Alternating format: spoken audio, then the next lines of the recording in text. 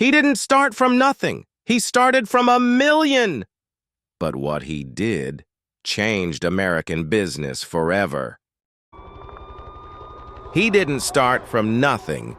He started from 1 million. But what Donald Trump did with that million changed American business forever. This is not the story of a politician. It's not about red hats or rallies. This is the story of a young man with a name, Trump, and a dream bigger than Manhattan. Born in Queens in 1946, Donald was the fourth of 5 children. His father, Fred Trump, had already built a real estate empire in the outer boroughs of New York. But to Donald, that wasn't enough. The suburbs? Queens? That was too small. He wanted the skyline. He wanted Manhattan. He wanted to build towers that would make the world turn their heads. In 1968, freshly graduated from the Wharton School of Business, Donald joined his father's company. It was called Elizabeth Trump and Son, a modest family business, until Donald stepped in. Fred had taught him the basics, how to spot value, how to negotiate, how to build. But Donald brought something else: flair, showmanship, ego, branding. He saw that real estate wasn't just about buildings.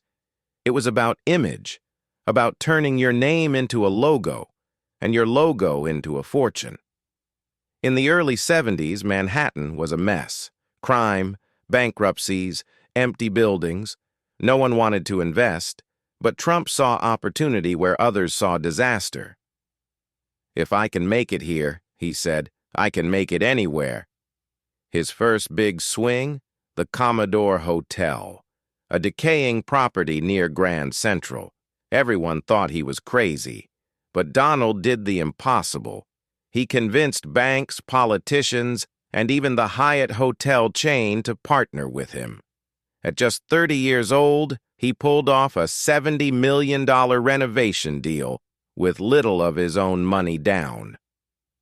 That project became the Grand Hyatt. Trump's name was now on the map, not just in real estate, but in the American imagination. The risk had paid off, and for Donald Trump, that was just the beginning. By the 1980s, Donald Trump wasn't just a real estate developer. He was becoming a celebrity. The media loved him. He gave interviews like a movie star. He threw parties like Gatsby.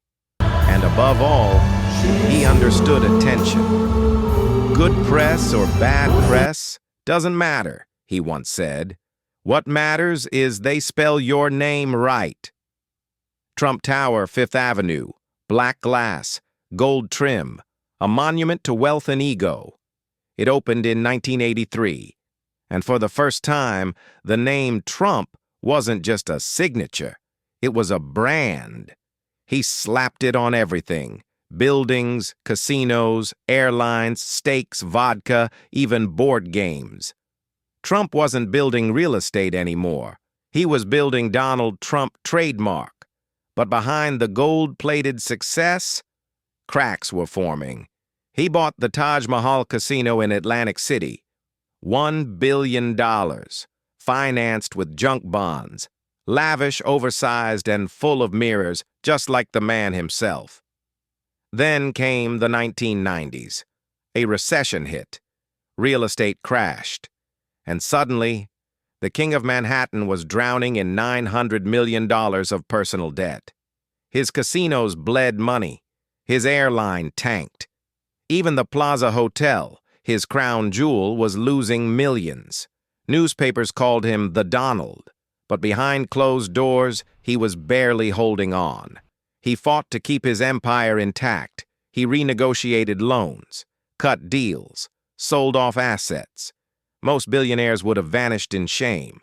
But Trump? He doubled down on himself. He made himself the story, the myth, the comeback king. And in 1997, he published a book, The Art of the Comeback. It wasn't just a title, it was a declaration. I lost it all, and I'm still here. By the 2000s, Donald Trump wasn't just a businessman. He was a brand, a punchline, a personality. And then came TV. In 2004, NBC launched The Apprentice. Trump played himself, decisive, rich, ruthless. "You're Fired" became a cultural weapon, and millions tuned in. The show was a hit. Ratings exploded. Trump's image, once fading, was now everywhere. Magazines, tabloids, late-night jokes. He wasn't just back. He was bigger than ever.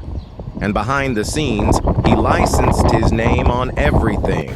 Hotels, golf resorts, towers. Sometimes he didn't even own the buildings. They just paid to use the Trump name. In 2015, he did something unthinkable. He descended the golden escalator in Trump Tower and announced he was running for president. Some laughed, some cheered, but no one looked away. It was bold. It was brash. It was pure Trump.